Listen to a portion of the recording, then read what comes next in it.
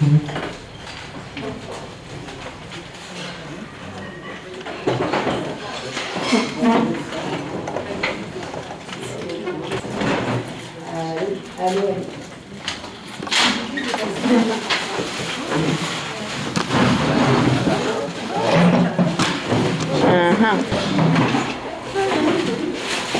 a dédié une de nos cannes, c'est notre journal, à la question de l'intersectionnalité.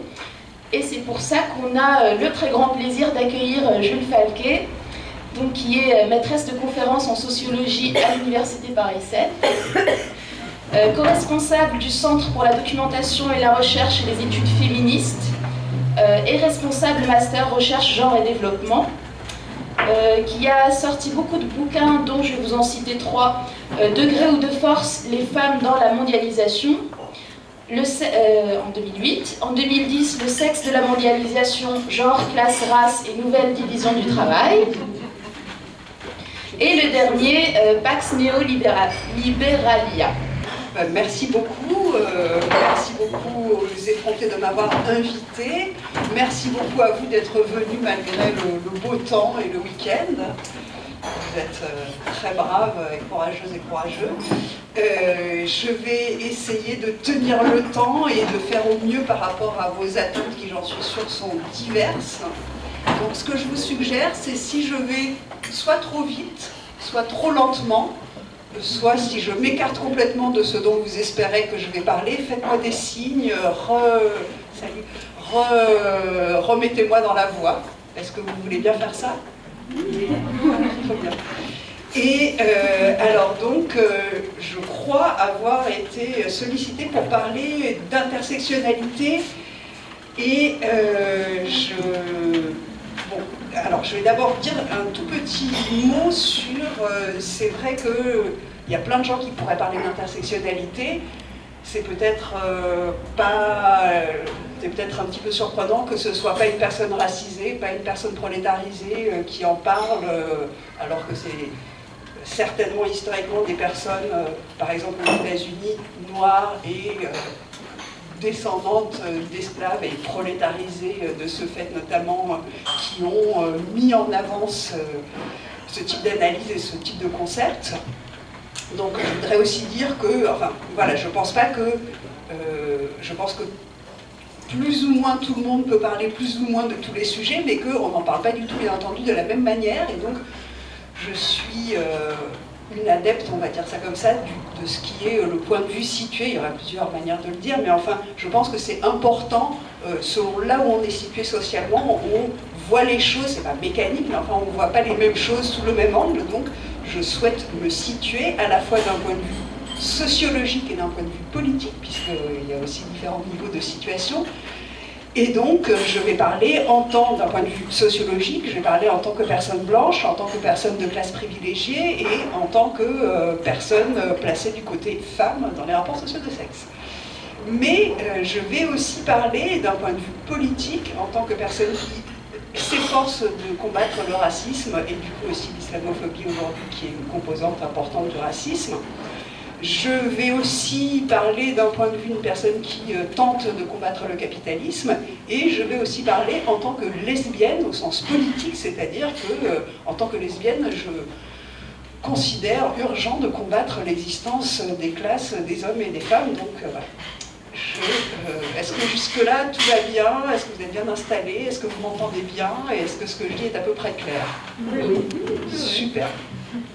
Alors, j'ai été sollicitée pour parler d'intersectionnalité et en vérité, alors déjà il y a plein de choses à dire, je vais seulement tirer certains fils, et d'autre part, personnellement, je suis plus intéressée par le concept d'imbrication des rapports sociaux, de sexe, de classe et de race, que de l'intersectionnalité à proprement parler, mais je vais essayer d'expliquer les différences que moi je vois là-dedans, et je vais essayer de faire plus ou moins deux grandes parties, hein, comme ça vous allez pouvoir mieux suivre si je les annonce à l'avance. D'abord un petit peu une partie historique et explicative de ces concepts, et puis ensuite j'essaierai de voir qu'est-ce qu'on peut faire de ces concepts aujourd'hui, ici, pratiquement, dans les mouvements sociaux, dans les luttes politiques et tout. Alors, dans un premier temps, d'où d'où ça vient le concept soit d'imbrication des rapports sociaux, soit d'intersectionnalité, sachant que c'est des choses à la fois très différentes, et puis à un certain niveau d'analyse, c'est quand même un petit peu pareil, ça dépend toujours de quel point de vue on se place.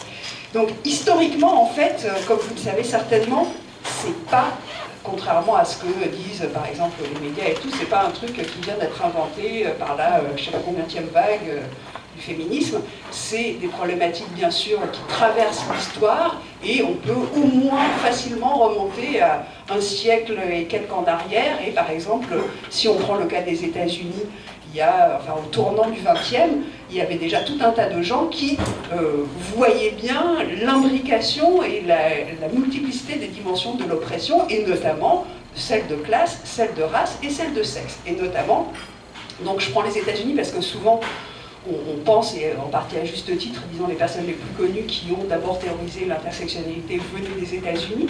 Enfin, c'est aux États-Unis que ça s'est produit de manière visible, mais voilà, déjà à la fin du 19e, justement dans les luttes, enfin même dans le tout courant du 19e, dans les luttes à la fois contre l'esclavage et pour la transformation des rapports sociaux de sexe, et en l'occurrence c'était pour les droits politiques et le droit de vote des femmes, voilà, la question se posait avec force de qu'est-ce qui était le plus urgent, et un certain nombre de groupes ont aussi tenté d'instrumentaliser, de jouer les femmes contre les noirs contre les femmes, et pendant que la question du droit de vote se posait, il y avait aussi tous les migrants et les migrantes qui arrivaient d'Europe. Parmi ces migrants, il y avait des juifs, et puis en même temps, il y avait des Indiens et des Indiennes qui se faisaient massacrer, enfin vous voyez.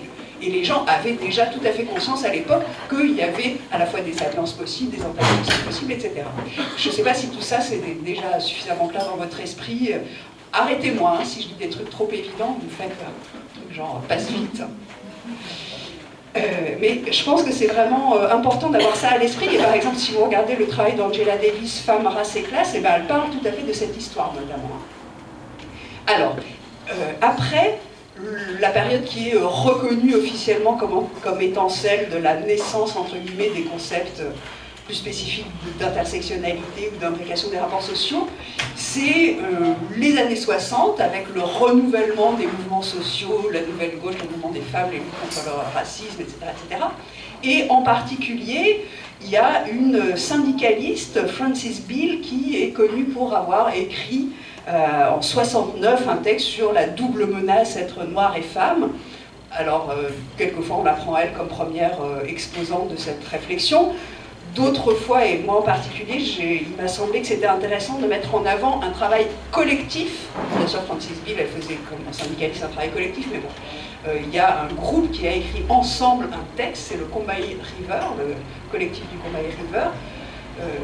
À un moment donné, voyant que ce texte n'était pas traduit en français, je me suis efforcée de le traduire et je ne l'ai pas amené, mais vous pouvez le trouver en ligne. Vous faites Cahier du CEDREF sur revue.org, vous trouverez la traduction et aussi un texte qui tente de contextualiser cette traduction. Hein, donc le Combahee River Collective, qui s'est formé en 1974 et qui a écrit en 1979 la Déclaration féministe noire, c'est le premier groupe qui, donc, de manière collective, a posé noir sur blanc, si on peut dire, et en tout cas par écrit, la question, et elles n'avaient pas appelé ça intersectionnalité, elles avaient appelé ça Interlocking Systems of Oppression.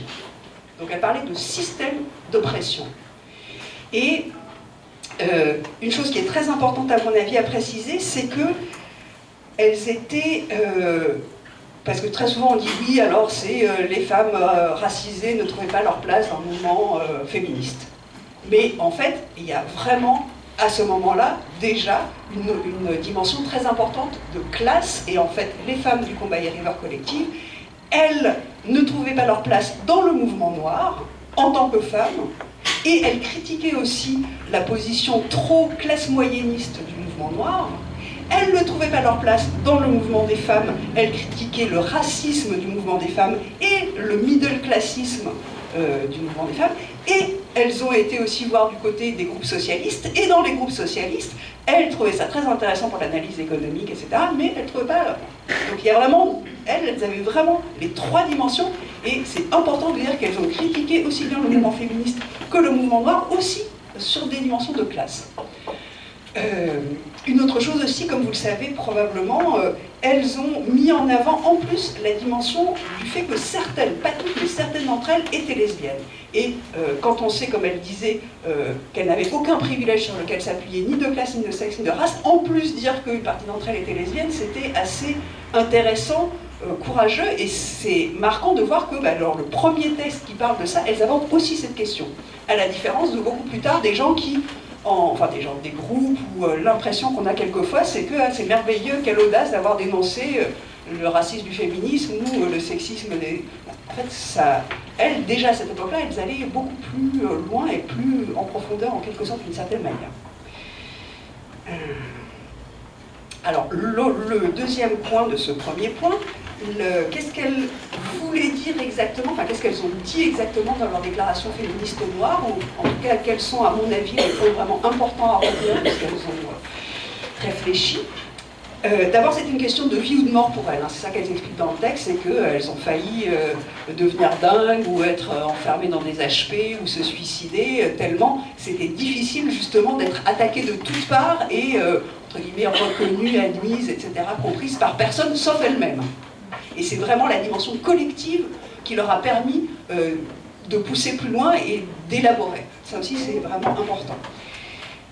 J'insiste, donc, elles n'ont pas parlé, elles ne parlaient pas en termes d'identité, elles parlaient en termes de système, hein, puisqu'elles avaient vraiment une conception structurelle, et c'est pas pour rien qu'elles s'étaient approchées des organisations socialistes. Hein.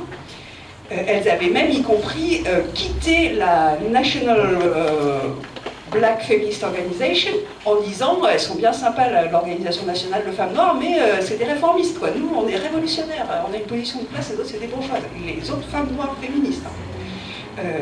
Donc, elles se sont vraiment inscrites dans une perspective structurelle, et je pense que alors, il y a plusieurs éléments très importants, mais ce qu'elles ont écrit, c'est notamment que l'imbrication des rapports sociaux, de sexe, de classe et de race, ce qui est vraiment nécessaire de penser, c'est que ces rapports agissent simultanément et qu'on ne peut pas les hiérarchiser.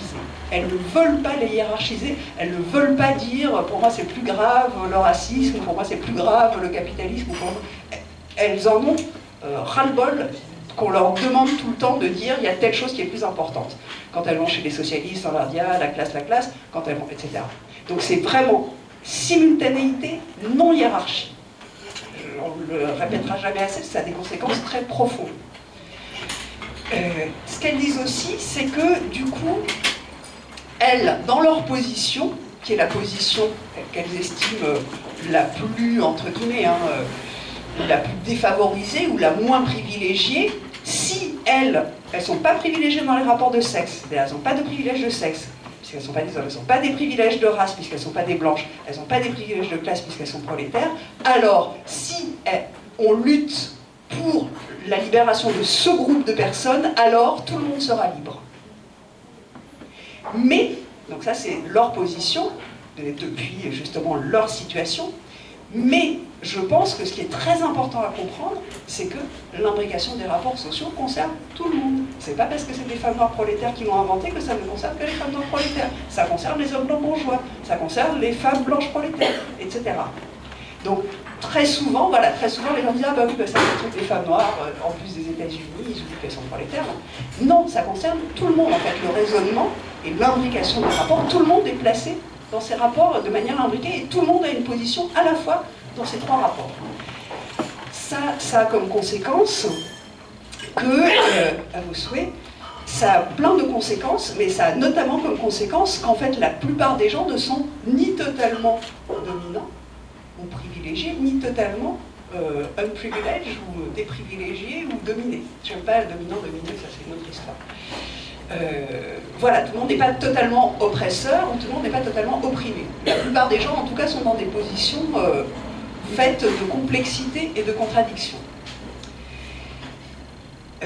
Alors ça a plein de conséquences politiques, épistémologiques, machin, si vous voulez, on en discutera après.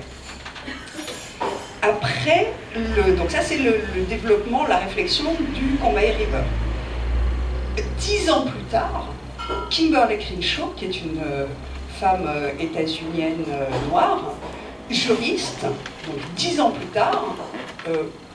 écrit dans un article, en fait, elle en a 3 où elle travaille, il y a 89, 91 et 92, elle propose un terme qui est celui de l'intersectionnalité, qui est finalement celui qui a été connu, retenu et tout, notamment du fait qu'en 2000, l'ONU lui a demandé de rédiger un truc, et du coup, voilà, à travers cette reconnaissance internationale, disons, le terme s'est imposé et est arrivé jusqu'à nos oreilles, ou vos oreilles, ou leurs oreilles, je ne sais pas les oreilles de qui exactement, enfin voilà.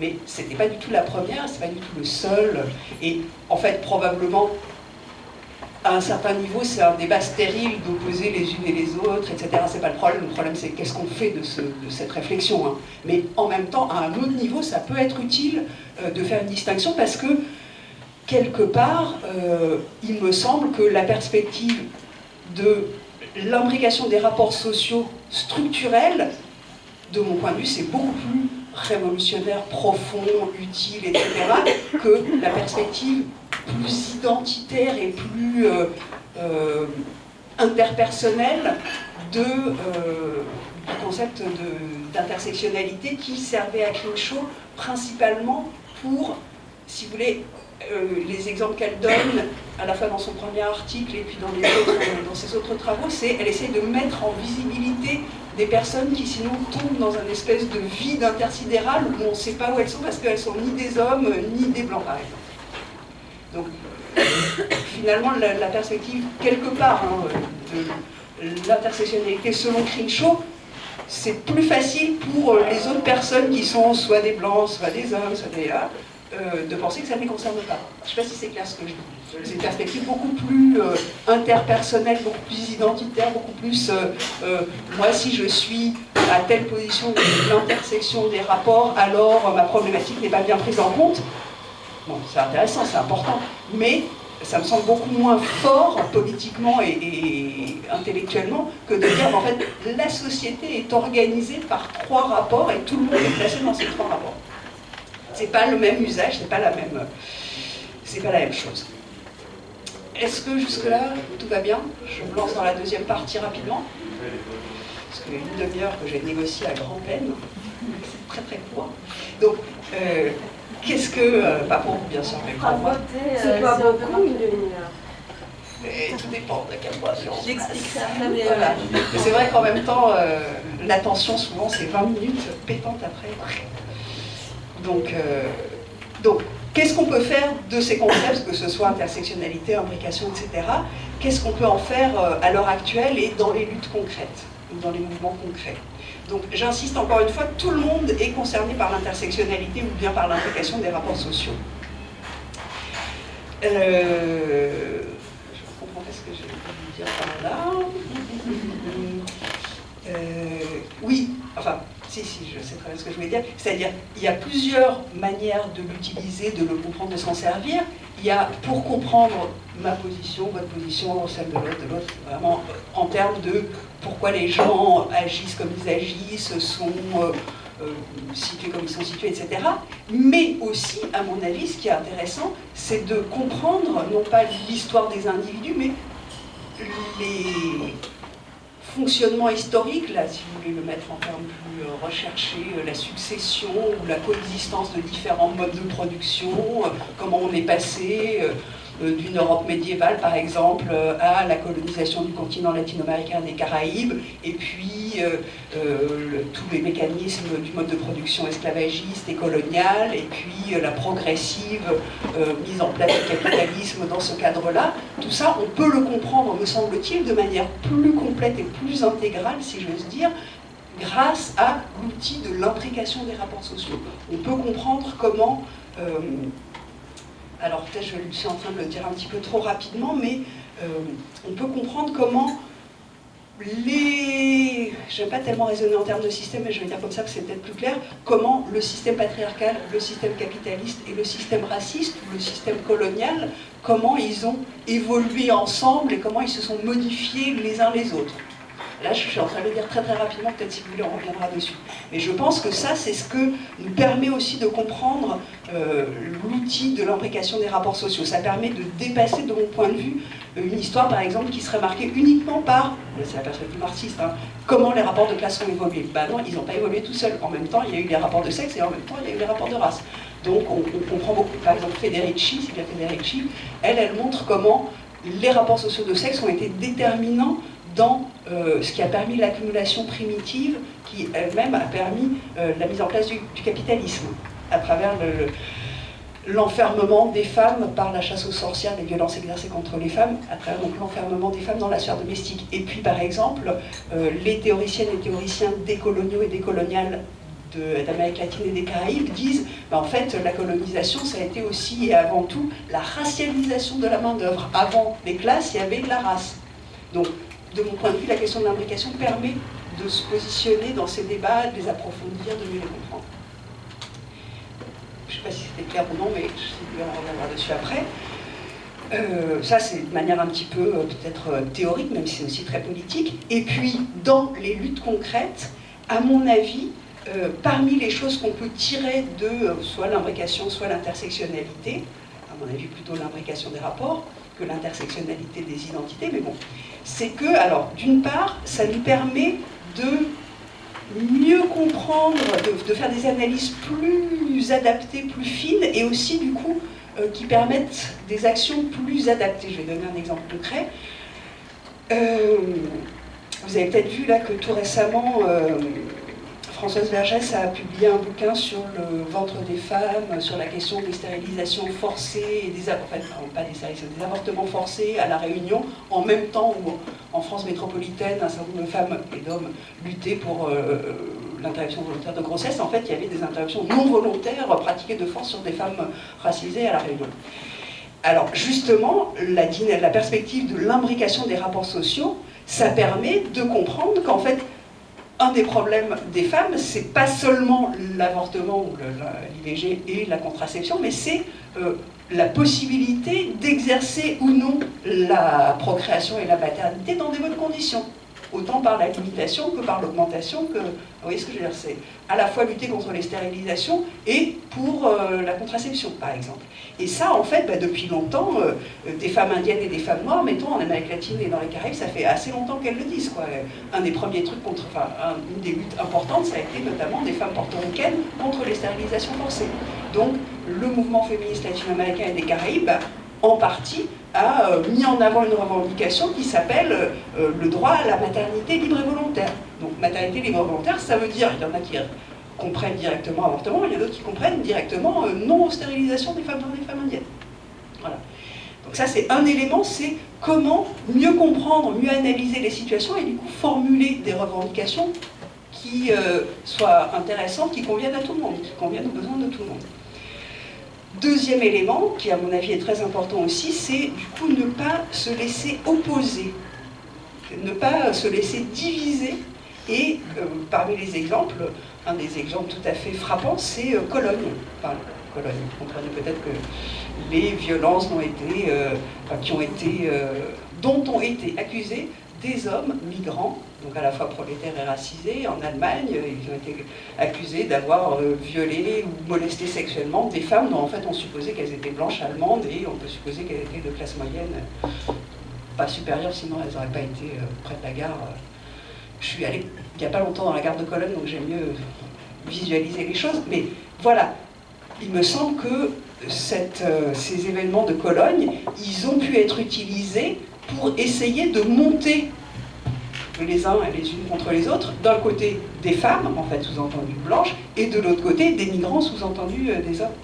Et alors qu'il me semble qu'on a tout intérêt à voir que finalement des hommes migrants et des femmes blanches, sous la perspective de l'imbrication des rapports sociaux, en fait, ont un adversaire peut-être en commun, qui pourrait être les hommes blancs bourgeois et surtout le capitalisme patriarcal et colonial. Et puis aussi, ça nous permet de réfléchir à comment ça se fait que personne n'ait parlé, par exemple, des femmes prolétaires migrantes. Elles ont complètement disparu dans la discussion. Mais surtout, donc, vraiment, ne pas nous laisser diviser, entre guillemets, d'un côté les hommes racisés, de l'autre côté les femmes blanches. J'espère que, je ne sais pas si c'est suffisamment clair, mais c'est pareil, on peut en rediscuter. Ça, c'est un exemple. Un autre exemple que vous avez probablement aussi en tête, c'est ce qui, je ne sais pas si vous avez entendu parler du concept, je suppose, de l'homonationalisme, par exemple. Et l'homonationalisme, en quelque sorte, ça consiste à dire, eh ben en fait, on a peut-être plein de problèmes, je sais pas quoi, dans le monde occidental, mais voilà, au moins, nous, regardez comment on défend les homosexuels, et les lesbiennes et les femmes, enfin surtout pas les homosexuels, disons, et voyez les autres, c'est vraiment des barbares, la preuve c'est regarder comment ils traitent, etc. Alors que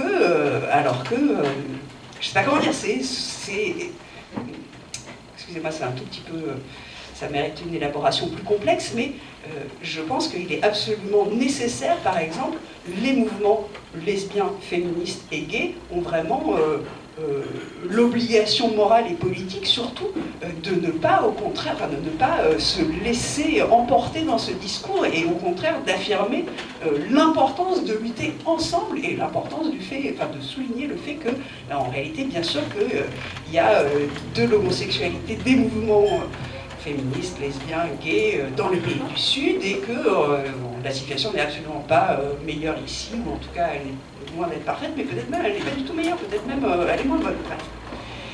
Disons, c'est ça à mon avis qui est en jeu permet de penser l'imbrication des rapports sociaux. Et pour terminer peut-être, vous avez certainement entendu aussi plein de débats autour de... certains groupes politiques disent oui, maintenant les blancs et les blanches nous font chier, ils se sont appropriés de ce concept pour nous obliger à être parfaits et à lutter sur tous les fronts à la fois, alors que nous revendiquons par exemple de mettre en avant que la dimension du racisme, pas quoi, le féminisme c'est un luxe, ou l'homosexualité, le lesbianisme c'est un luxe pour les racisés ou pour les gens du quartier populaire, etc. etc. Mais c'est un petit peu... Enfin, c'est même très problématique parce que précisément, en tout cas, un groupe comme le Combahee River Collective s'est créé contre ce discours, quoi. En disant, ben non, nous, on est à la fois tout ça et on veut une place et on a besoin de cette place. Et en plus, à partir de cette place et de cette réflexion, c'est à partir de là qu'on va réussir à rompre tous les systèmes en même temps et à abolir toutes les logiques d'exploitation, d'appropriation, de domination en même temps.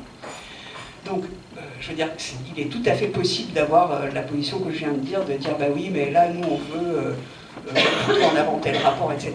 C'est possible, ça existe. Par exemple, on va dire, le prolétariat dirigé par le parti communiste, c'est ce qu'il a fait tout le temps, en disant, bah ouais, le plus important, c'est la question de classe. Et puis voilà, les femmes, les racisés, on verra après. Bon, bah, c'est légitime au sens où ils l'ont fait. Enfin, les partis communistes l'ont longtemps fait.